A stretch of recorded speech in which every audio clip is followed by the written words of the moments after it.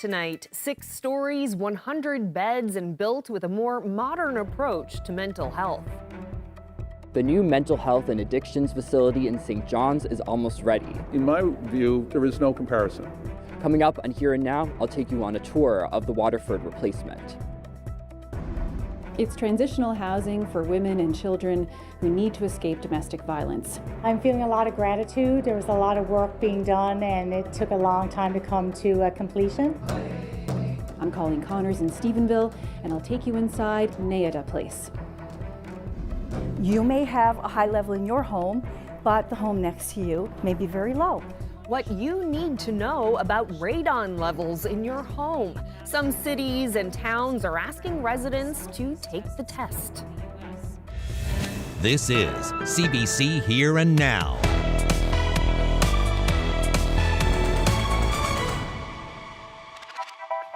Good evening and welcome to Here and Now.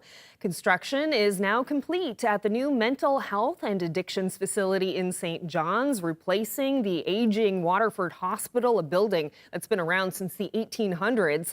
Today, NL Health got the keys to the building from the contractor and gave media a tour.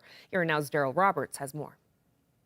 It's been 6 years in the making, but construction on the new mental health and addictions facility in St. John's is finished. The doors aren't open to patients just yet, but we're taking a peek inside.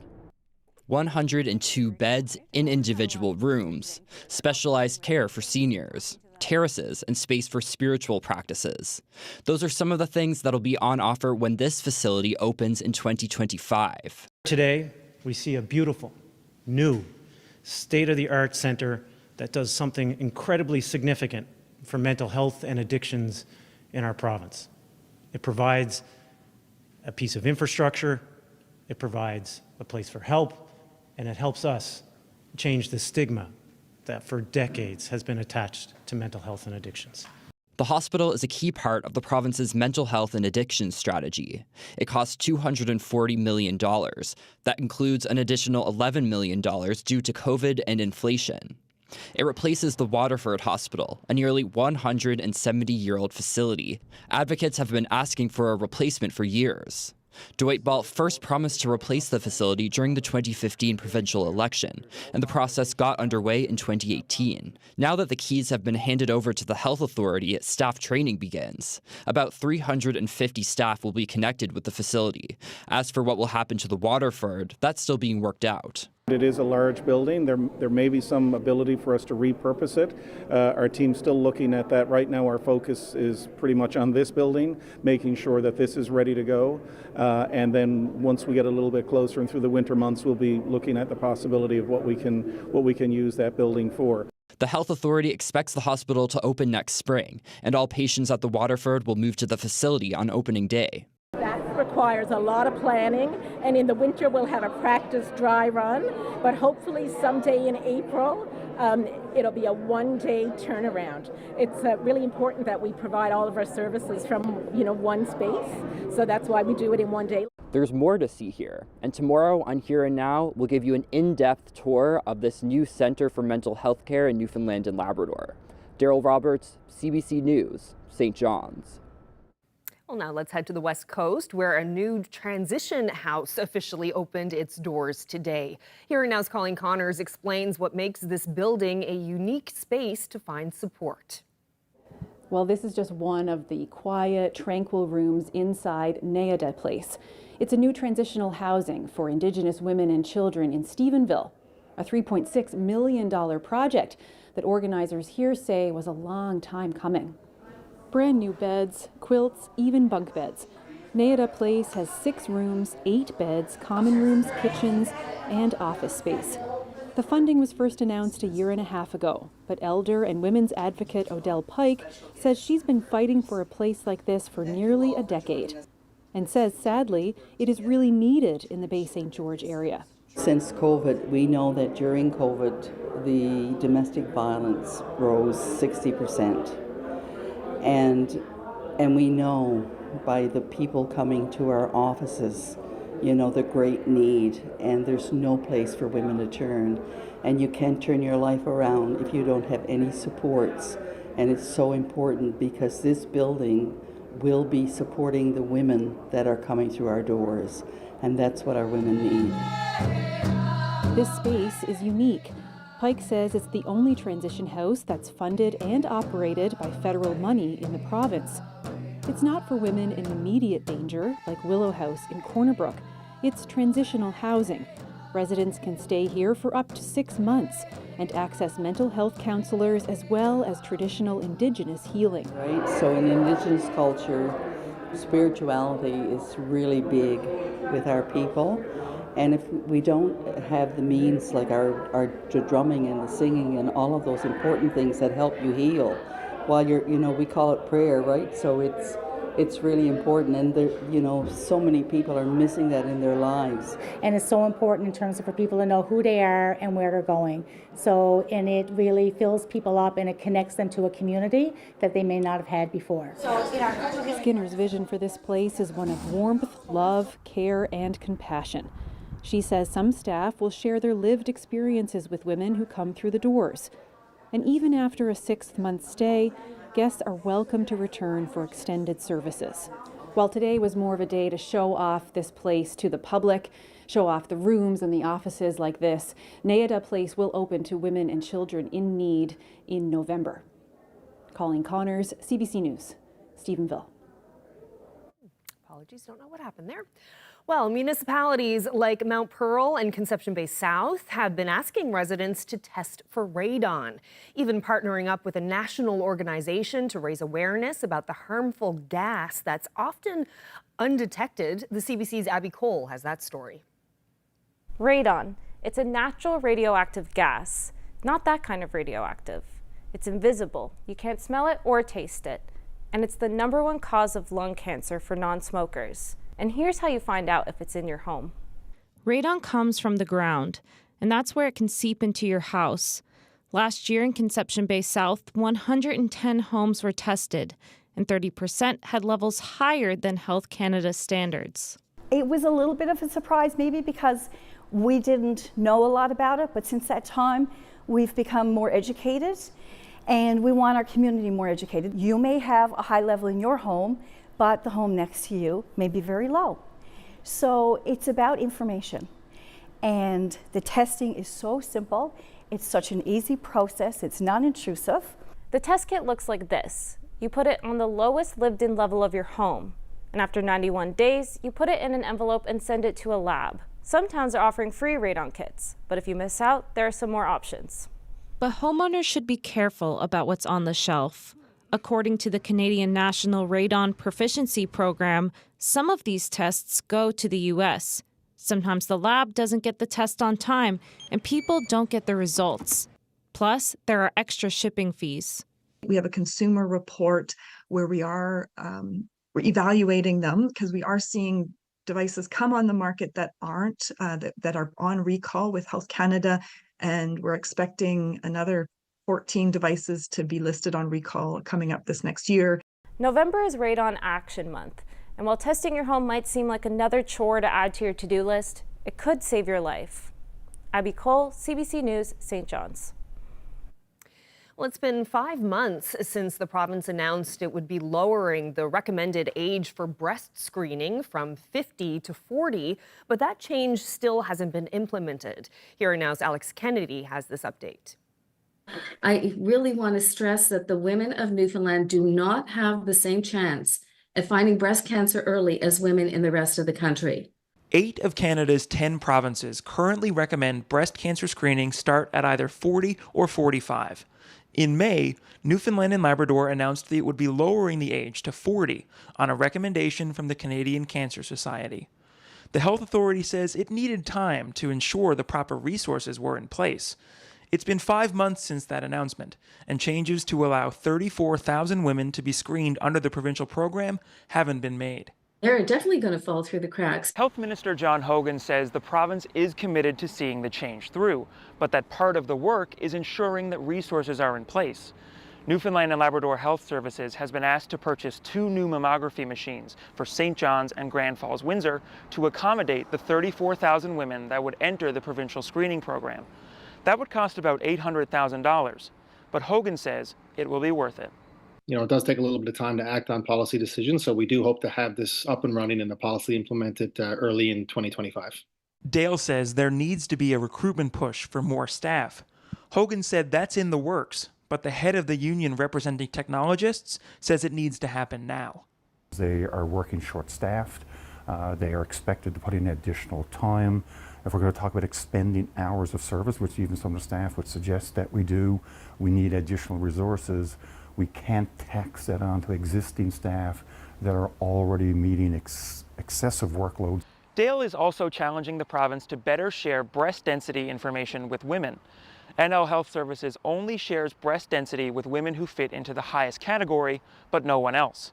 Hogan didn't commit to making changes when asked by CBC News, but says the province will always try to implement best practices. Alex Kennedy, CBC News, Corner Brook. Well, NDP leader Jim Dinn has written to the Premier asking for an independent investigation into whether vulnerable youth are being given enough protection from predators. Premier Andrew Furey has already directed the province's child and youth advocate to look into the situation, and that direction came after a series of CBC Investigates reports about a case of alleged sexual exploitation spanning decades. But Dinn believes the advocate is not the right choice for that job. Rob Antle has the details. The leader of the NDP has looked at how the province plans to review its child protection system. Jim Dinn thinks more needs to be done, and done by someone else. And we're asking him to go one step further and to make this inquiry independent. It's a serious issue. It deals with vulnerable youth. Last month, the Premier directed the Child and Youth Advocate to review policies and procedures in the Child Welfare Department. That move came in the wake of CBC reporting about Tony Humby and Bruce Escott, who faced dozens of charges of sexual exploitation. Humby has pleaded not guilty, and Escott has taken a plea deal. Some alleged victims were wards of the province, according to untested search warrant documents. Those court filings give an account of how police and social workers were aware of allegations against Humby long before he was arrested. Shocked is the only, and again, I would have assumed that, if you put children in care, that they would indeed be safe. The Premier's pick of the Child and Youth Advocate soon sparked controversy, given the advocate's previous job. She was probably the senior social worker in the province. I think she was assistant deputy minister before she was appointed Child and Youth Advocate. Right, 2019 to 2022. That's right. So she'd be investigating herself. Earlier this month, the Premier defended that choice. It's an office. So while an individual may have a conflict, we've asked the office. We've not asked the individual. We've asked the office to look at the allegations. Essentially, then they could be investigating or calling their boss to testify or to provide insight into it. So to me, is to remove any taint of impropriety or conflict of interest here. It's important that an outside investigator, an outside person to lead this investigation be appointed. It's as simple as that. Dinn said he hopes the Premier reconsiders the decision before the legislature opens next month. Rob Antle, CBC News, St. John's. Well, police are investigating a hit and run that happened in Mount Pearl yesterday. The RNC says a black Ford pickup truck ran into a white SUV around noon when it was stopped on Topsail Road waiting to turn into Mary Queen of the World parking lot. Now, police say the driver of the truck took off immediately, and anyone with information or video footage is asked to contact police. The miners are a family, and they have to take care of each other. It's truly an honor as a Newfoundlander to be able to go out there and bring back a representation of all the Newfoundlanders that weren't able to come back. Love the world around you because it does shimmer with the impossible sometimes made possible.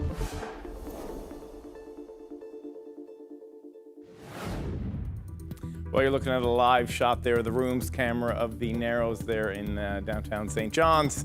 I'm back for Ashley tonight. We're going to talk about the weather, but spoiler alert, it looks a lot like yesterday. But I'll bring that all up to you coming up later on in the show.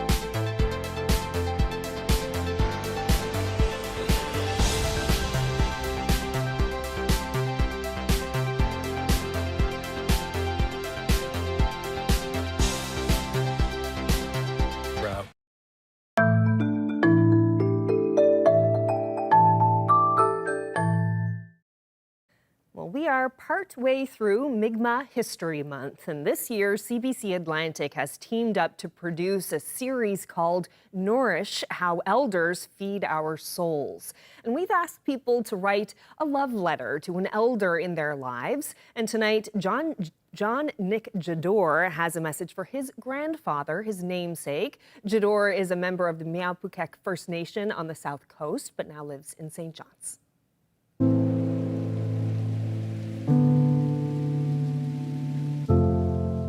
Dear grandfather, it's been 8 years since you've walked this earth.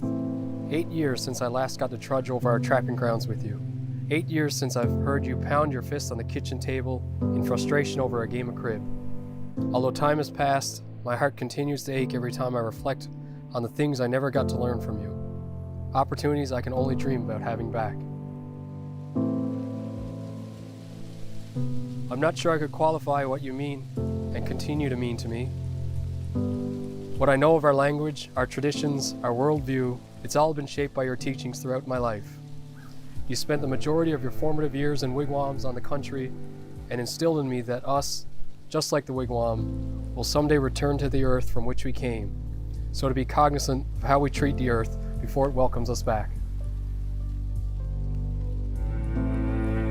You never got to grow up with half your family after great-grandfather Sagama Newell Jador refused to speak English in the church, leading to him and many of his family leaving for Unamagig. Yet your devotion to the Mi'kmaq language remains strong.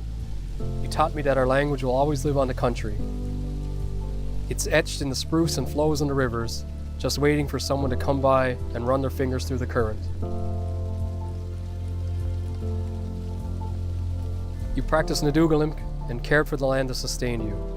Every part of the animal had its use, and to honor what they gave, a portion of their body would return to their specific resting places. This was passed down through generations. A fox would be laid upon a deadfall, a beaver would be laid in a steady. Everything had its appropriate final resting place. During World War II, you served for the Newfoundland Overseas Forestry Unit in Scotland, only to return to a province who did not recognize your inherent right as an Indigenous person living in Newfoundland. You had to fight the government that you once fought to defend, and you did so with honor because you knew it was worth fighting for. When you came back, you started a store to help feed the community. You once said, "I could have been the richest man in the bay, but how could I do that when others are struggling?" Your generosity helped many families in the community, not because you had to, but because it was the Mi'kmaq way. I learned about Pestiewa Dachadim from you. I learned how to pack the Wilkson and Wiskabukson from you. I learned the old words of our language, the words now only found on the country, from you. I learned about Nadugalim from you. You taught me the old medicines of 7 sorts. You taught me about the Bidagiwak and our relations before European contact. I know about Ntiomil because of you. I know the history of Sabamagig, Damdelieg, and Madonaganik. You taught me that language and culture are inseparable. The foundation of who I am as Mi'kmaq is thanks to you. I am your namesake, and I will do everything in my power to honor your name. Since his appointment in 1992 as principal conductor of the Newfoundland Symphony Orchestra, has been the center of the development of a vibrant, diverse, and permanent arts community.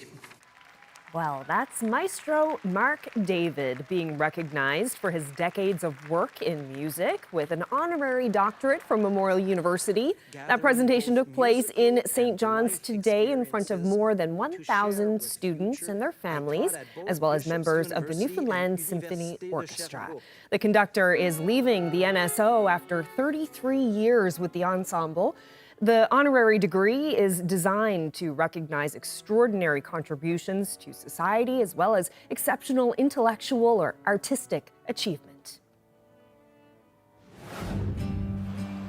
Well, what a beautiful shot. This is the view from Burton's Pond, taken on campus earlier today at Memorial University. Daryl Murphy, one of our video producers, shot this serene scene.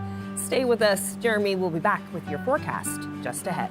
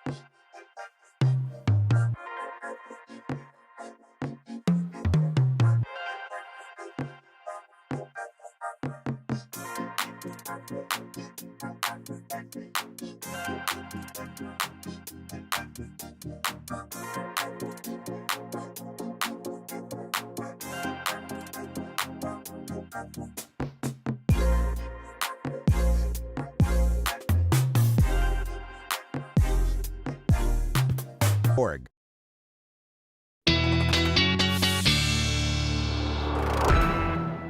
Before we get to the forecast, take a quick look at this. Steve Thornhill, a cinematographer based in Newfoundland, posted this video to his Instagram page. That's at @aerialperspective_NL 2 days ago. Now, the incredible drone footage shows Taylor's pumpkin patch in Conception Bay South in all its fall glory. Pumpkins by the sea. Steve posts some incredible videos like this on his social media pages if you want to check them out.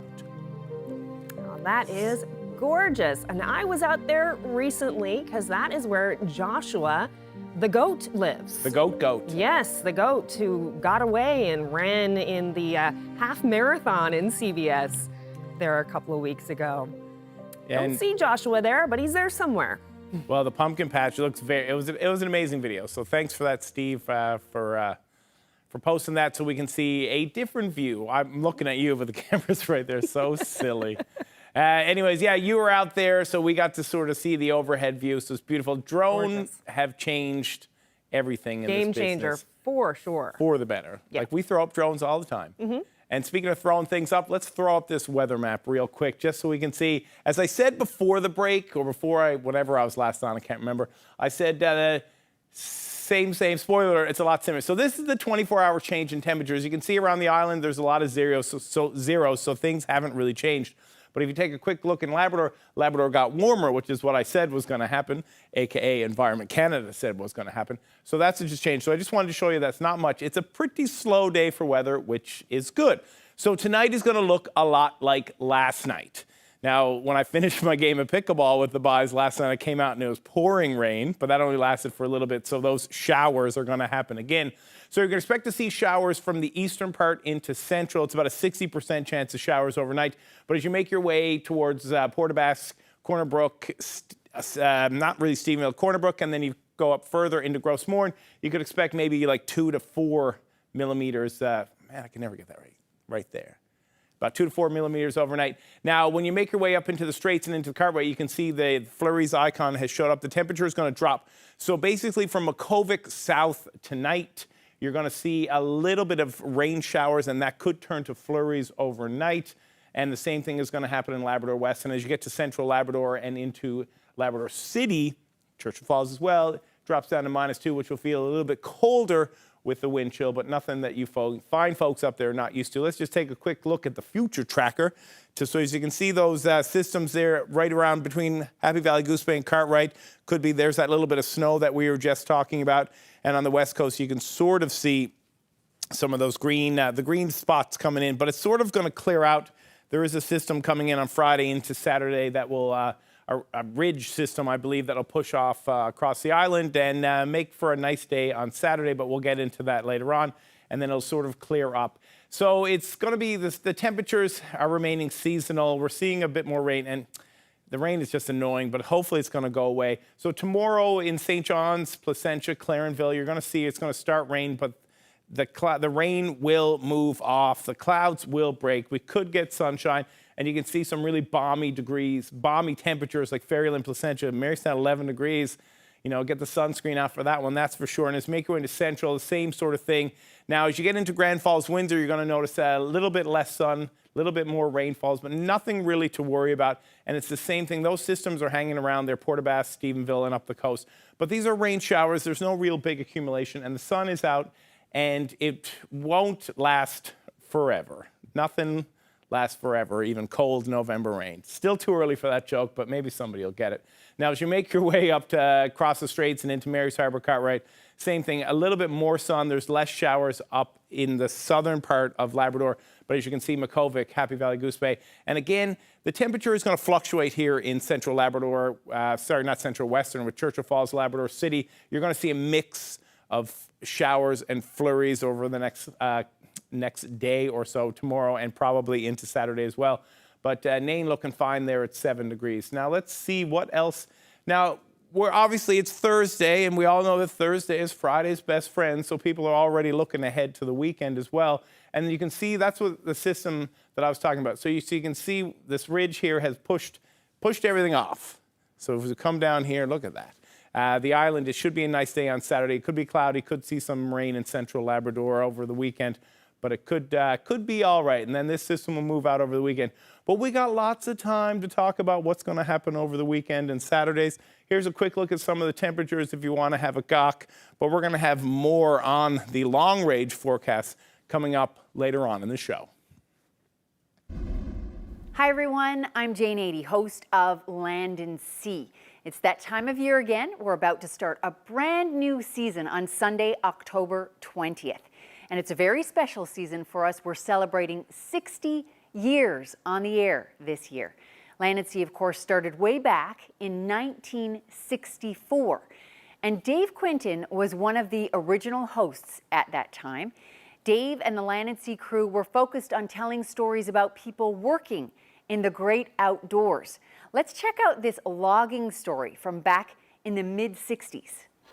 The soil out here in the river valleys of the western part of Newfoundland is rich and the trees grow well, especially the balsam fir. But the stands of fir here at Middle Barraswa Brook and at many other streams too are doomed. They were attacked last year by a tiny insect called the hemlock looper. All told, this tiny insect pest destroyed 1 million cords of wood last year, and that's about equal to the total production of our 2 paper companies. Something had to be done, and something had to be done quickly. Bowater set up Camp 180 and launched the most intensive forestry salvage job ever seen here in Newfoundland.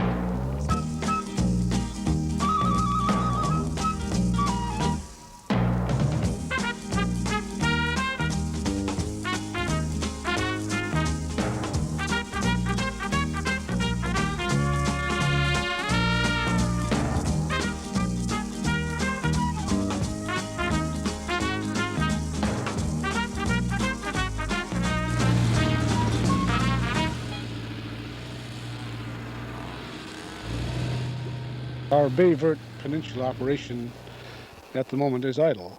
Some of the men that we have here have come from that operation. This has been necessitated by our having to move into this area in such force. Likely we'll be back there again before the year is out. But for this winter, we're not cutting any wood at all in the Bay Vert Peninsula. Mm-hmm. Now, how much money do the men earn here? Lionel, can they expect to make a fair amount of money cutting this wood? The cutters are paid, they work as a team, not like they used to in the old days when each man was an independent person and he got paid for what he cut. But these work as a team, a 5-man crew, and they're paid a daily wage. And after they make certain production, we give them incentive pay, which we call a bonus. Mm-hmm. They would end up, I would think, about $21, $22 a day. That's the average cutter. Some will make more, of course, than that, some less.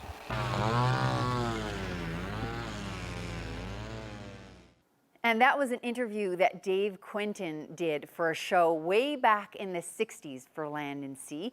And our very first show this season is actually all about Dave Quinton and his memories from the road. It's a show that we've called Dave Quinton Remembers. And you can see that on Sunday, October 20th at 11:30, 11 o'clock in most of Labrador. And if you happen to miss it on Sunday, you can always see it the next day on Monday, right after Here and Now at 7 p.m., 6:30 in most of Labrador.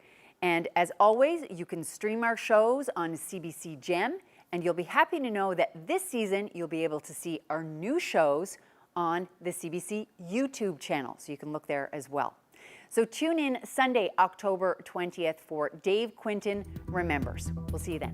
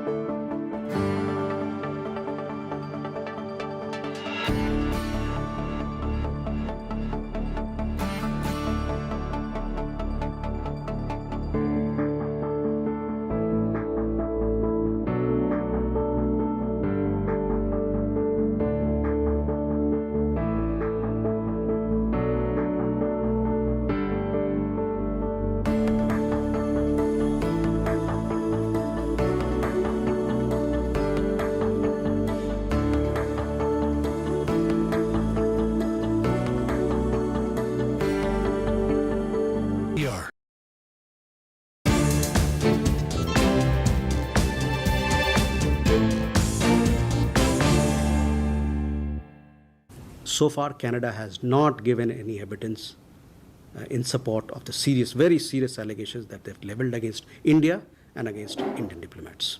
We also see there is a pattern. The pattern is motivated by political considerations on the part of the Canadian Trudeau government. And there is also, as we have said, there's a clear pattern to smear India for reasons best known to them. Prime Minister Justin Trudeau said yesterday that India made a horrific mistake thinking it could interfere in Canada's safety and sovereignty. And this is tied to Canada expelling Indian diplomats, saying Indian agents are behind violent acts in this country, including extortions, home invasions, and murder. We're going to have some local reaction to that story tomorrow in Here and Now. In other news, Ukrainian President Volodymyr Zelensky today pitched his self-styled victory plan for the war with Russia to NATO. The plan includes 2 requests Zelensky has not yet been granted: immediate admission to NATO and permission to use Western weaponry against targets deep inside Russia. We propose placing on Ukrainian land a deterrence package that would either force Russia to participate in real peace negotiations or allow for the destruction of their military targets. Now, Zelensky told NATO members his plan, if accepted, would end the war within a year. New alliance chief Mark Rutte says eventual NATO membership will happen, but Zelensky's plan needs more discussion. While many are still feeling the squeeze of years of high inflation, some young Canadians are even turning to sharing their homes, cars, and even clothes to save money. Almost half of Canadians say rising prices are greatly affecting their ability to meet day-to-day expenses. The CBC's Crystalie Ramlakan has more. I want to tell you about a woman that I spoke to. She's 31 years old and she has to share a place in Vancouver with 2 roommates just to afford the rent. Together they pay $3,300 a month, and yes, there's just 1 bathroom in that place. Now, expensive housing isn't uncommon in BC, but this is happening across the country. People searching for shared accommodations is up almost 12% compared to last year, and the number of listings for shared living spaces has increased 29%. Sharing a space has not always gone well. So in 2020, I had a roommate who was going out and partying at a time when we were supposed to be limiting our contact with other people. It was not a situation I would have ever chosen to be in, but I couldn't afford to live on my own. Another young person that I spoke to who had to change their living situation to help make ends meet is Julia Craig. She used to live in Toronto, but she actually moved away because it was just too expensive to live there. And now she shares a place in Calgary with a roommate. It's not easy. I mean, I don't know how to say it in any nice way other than honestly, it sucks. I'm almost 30 and I feel like I am paycheck to paycheck, and yeah, it's tough. And Craig is also doing something else to save money, renting expensive clothes for a cheaper price. She borrows from a business called the Fitzroy for charity events which she attends for work. The business loans out higher-end quality clothes for special occasions like weddings or job interviews. You still want to be able to participate in all these big major life events and not feel like, oh, I'm just wearing the same old thing again and again, So absolutely, young people who care about sustainability as well as affordability are definitely coming to us. People are also sharing their cars to make a little extra cash. Car sharing companies are popping up in Canada. Michael Okoye is the founder of one in Winnipeg. It's called Rent Your Ride. And he says about 40% of the people that sign up and list a vehicle on his platform are doing so to make ends meet. Here's a story he shared with me about a person that's renting their car. And they said that while their vehicle was listed on their platform, they were able to make enough money to make ends meet because at the time they didn't even have a job. So people are being creative and innovative to save money, but is this sustainable? Well, experts say there needs to be structural change. They say government needs to step in to help make everyday life affordable for young folks. And there is some hope on the horizon.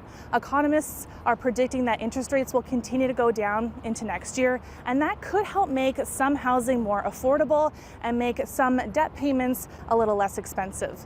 Crystalie Ramlakan, CBC News, Ottawa. Well, staying with spending, for some, it's the holy grail of pop music. I'm talking about Taylor Swift tickets, but fans pursuing that quest face a new challenge on their journey: phony sales offers online. The CBC's Lisa Shing has the story. It's me. Hi, I'm the problem, it's me. For die-hard fans, the desperation to see Taylor Swift live is creating big problems. It's just hard, to point out who is real. For a year now, Summer Nickel has been on Facebook in search of tickets to the Vancouver shows in December. 15 attempts so far. All of them failed. They're very needy, they're just they want you to send the money now. Tickets to the singer's Canadian dates sold out instantly last summer, and resale prices are going for thousands of dollars above face value. Now that the shows are coming up, scammers are taking advantage, some by hacking Facebook accounts. You can see on the screenshot, "Hi, I'm selling out of my 4 Taylor Swift tickets." Someone also made a fake profile of Nickel's own account to try and scam others. These tickets are a hot commodity. It adds an element of legitimacy when it's coming from a friend. Trying to figure out what's real can be tough. Even a quick search for tickets brings up a ton of posts, but it's hard to know who to trust. I didn't see the red flags. All to say, I figured out it wasn't real. But I got smarter, I got harder in the nick of time. Some people who have been hacked say they've complained, but Facebook hasn't done anything, nor has it responded to multiple requests for comment. Toronto Police also says to verify the seller's identity, like calling them up. It's very, very difficult for that money to ever be seen again. It's beyond the financial loss. It's really the heartbreak that we see, because it's parents that are desperate to buy these tickets for their kids, or kids themselves who are desperate to get them. For Nickel, the love of Taylor Swift goes back to her first concert more than a decade ago, so she'll continue scouring. I'm willing to pay a pretty penny for a ticket. Even if it means standing outside the venue when the time comes. Lisa Shing, CBC News, Toronto. Look what you made me do. Well, still with entertainment news, fans of pop music are today mourning Liam Payne. As a teenager, he was a member of the British boy band sensation One Direction. Last night, at age 31, he fell to his death from a hotel balcony in Argentina. The CBC's Julia Chapman reports from one of the makeshift memorials in London.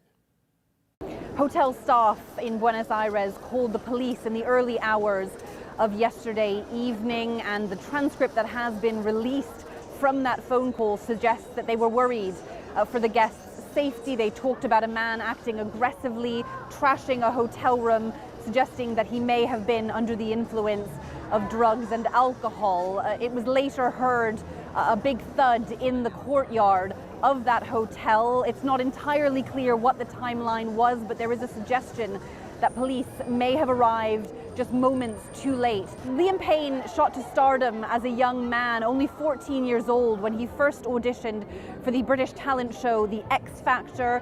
He then became part of One Direction, one of the biggest boy bands in musical history, but they didn't last for very long. In 2016, they disbanded, many of the members, including Payne himself, going on to try to forge solo careers.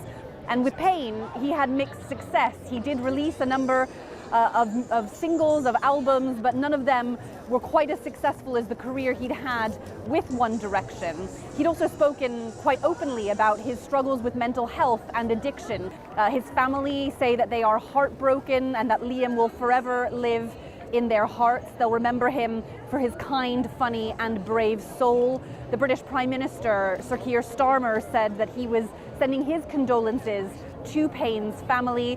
He said that One Direction were one of the biggest bands in history, and some fans that we've been speaking to here in London shared their thoughts on his passing. Sometimes you see things like that and it's not real.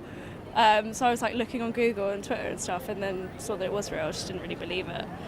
And I was very, very shocked because, as most of people from my generation, we grew up with One Direction, we grew up with Liam Payne. Well, the exact circumstances around Payne's death are still being investigated. He leaves behind a 7-year-old son and many, many fans who are mourning his untimely death at the age of 31. Julia Chapman, CBC News, London. Well, one of the last survivors of the golden age of musicals has died. Mitzi Gaynor's career spanned 8 decades, but she's best known for the 1958 film South Pacific. I'm as corny as Kansas in August, high as a flag on the 4th of July. If you'll excuse an expression I use, I'm in love, I'm in love, I'm in love, I'm in love, I'm in love with a wonderful guy. Gaynor also starred in the movie There's No Business Like Show Business. Her career included television and theater, and at one point, she was the highest paid female entertainer in Las Vegas. Mitzi Gaynor died of natural causes. She was 93.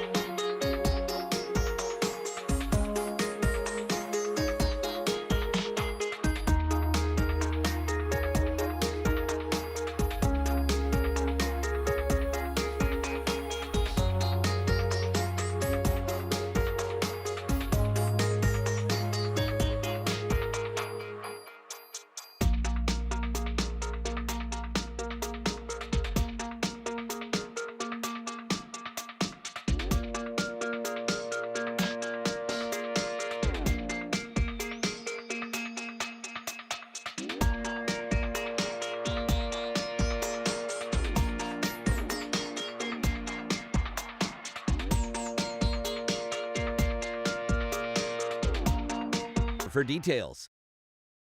If the price went up a bit. In our 60th season, one of Land & Sea's first hosts looks back on the early days. Watch Dave Quinton Remembers, Sunday at 11:30 and Monday at 7.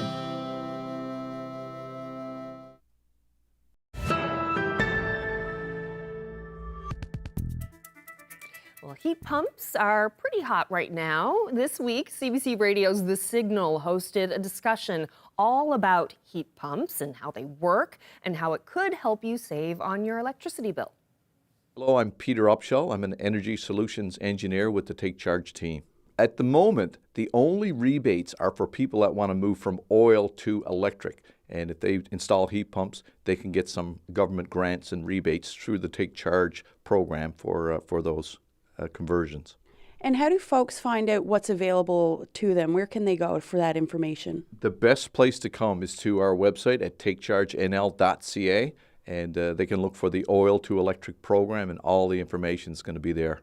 If folks are thinking about putting a heat pump in this year, what do you think they need to know about their house? Is there anything that they need to renovate or change? Yeah. Heat pumps, and in particular mini-split heat pumps, are best suited for homes that are open concept. So big, wide open spaces where the heat pump can really displace the electric resistance or oil heat into those areas.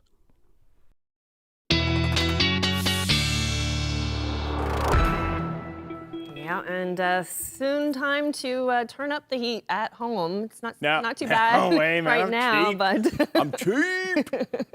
Space heater mount, do whatever I can. Yeah. We were just talking about oil. And, yeah, I don't know anything about anything, but I know oil is expensive. Oh my goodness. But you know what?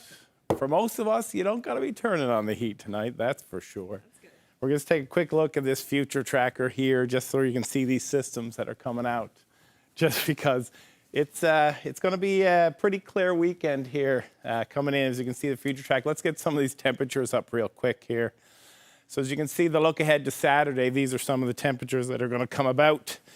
So it should be all right. We're going to be looking at 9 degrees in St. John's. Boo! I've been dying to do that since I've been doing the weather. It's the first time I was allowed to. Sorry about that. I got a bit hung up on that. I hope it worked.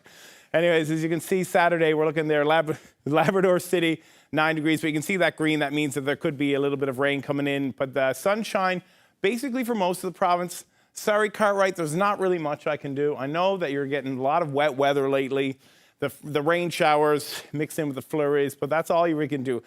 I'm just the weather boy. We were trying to think. I'm clearly not a meteorologist, but I'm not a Carl Wells, so I'm not a man. I'm more of a weather boy. So anyways, as we can look here on Saturday is probably going to be the nicest day. You guys can't see it, but every time I say something ridiculous like that, Carolyn Stokes just puts her head in her hands. Thank you. But anyway, so as you can see, Saturday is probably going to be the nicest day, and then it's all going to turn on Sunday, and we won't sort of see the sun for most of us won't see the sun until later on. So enjoy Saturday while you can. Again, sorry about that, Cartwright. Mother Nature not being very kind to you. That's another rain-snow mix, but there's no real accumulation. And the temperatures are going to sort of stick around this. They might warm up a little bit on Sunday, but this is the hand we've been dealt, folks. So as you can see, there's the cloud covering over Saturday evening in Labrador. It's pretty clear across the island. But you can see that green? Yeah, so that green swath of rain is going to move across Labrador and across the northern peninsula there and maybe up towards Twillingate as well. But it'll clear up. We're just going to take a quick look at the long range, but there is another system moving in. So again, it says Sunday. I'm not too sure. This is probably going to change by tomorrow, but we'll take it. We'll take what we can get, man. Any weekend where you get a little bit of sun, we'll take it. Let's take a quick look at some of the temperatures coming into the long range as we gear up for the weekend. Everybody's working for the weekend. So as you can see, the double digits on the east on Sunday. That should be a nice day. Make our way here into Central. Again, the weekend's looking nice. Let's not worry about Monday. Let's not worry about Manic Monday until we absolutely have to, okay? So as we can get Saturday, Sunday, again, I guess Eastern Labrador, you're going to see a bit of rain, but that's the Cartwright area that we've been talking about. But overall, it's shaping up to be a nice weekend if we can just get through the Friday rain flurry mix. Let's take a quick look at our picture. I'm not sure if you can make this out, but this is Comet A3. crossing over a moonbow. I had to Google both of those things. Wow. But this was sent in to us. It was Holyrood, taken 7:30 last night by Dave Newbury. A moonbow. A moonbow, which is like a rainbow, but it's the light of the moon when it reflects off. Ashley can probably explain that when she's back, but that's a moonbow. What? Had to Google it. And What a great Comet A3, catch. but you're able to see Comet A3 until October 24th, I believe. Internet told me that. That is a great catch. You said that in? Dave Newbury. Nice one, Dave. That, yeah, a moonbow and a comet. Comet going right through it. Now, he said you couldn't really see in the email. I know we're wrapping up quick. Sorry, Julie. In the email, he said you couldn't see it from the naked eye, but much like the Aurora Borealis, you could see it with the camera, and he captured it great. So thanks for that. Thank you. Good night, everyone. Bye.